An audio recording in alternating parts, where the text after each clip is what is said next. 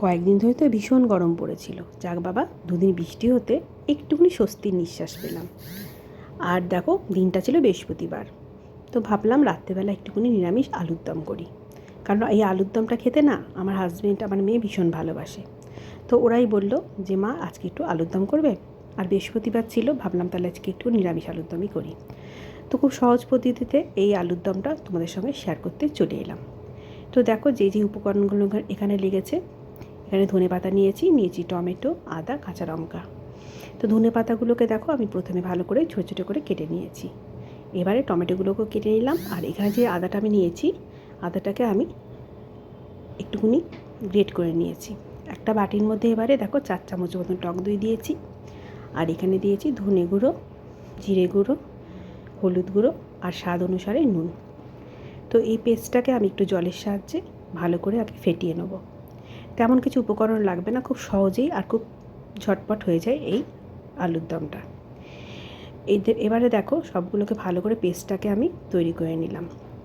আর তোমাদের বলেছিলাম আদাটা আমি গ্রেট করে নিয়েছি, কারণ তোমরা ইচ্ছে হলে পেস্ট করেও নিতে পারো। তো যেহেতু আমাদের অল্প পরিমাণেই ছিল আদাটা, তাই জন্য আমি গ্রেটার দিয়ে গ্রেট করে নিয়েছি।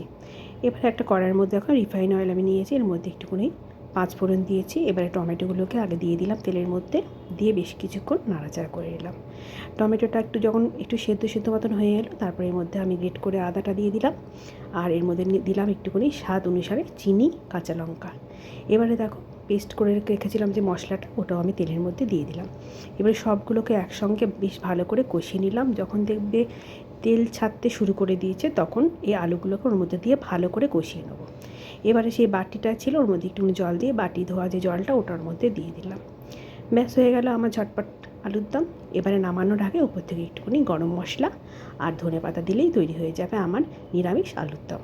তো রেসিপিটা তোমাদের কেমন লাগলো অবশ্যই কিন্তু তোমরা জানাবে। আর তোমরা কী করে আলুর দম তৈরি করো নিরামিষ, আমাকে কিন্তু কমেন্ট করে জানিও। এবার এই আলুর দমের সাথে করেছিলাম পরোটা। তো তোমরা কি ভালোবাসো আলুর দমের সঙ্গে খেতে, পরোটা না লুচি? আর কয়েকদিন ধরে তো যা গরম পড়েছিল, লুচি পরোটা এসব কিছুই খাওয়া হচ্ছিল না।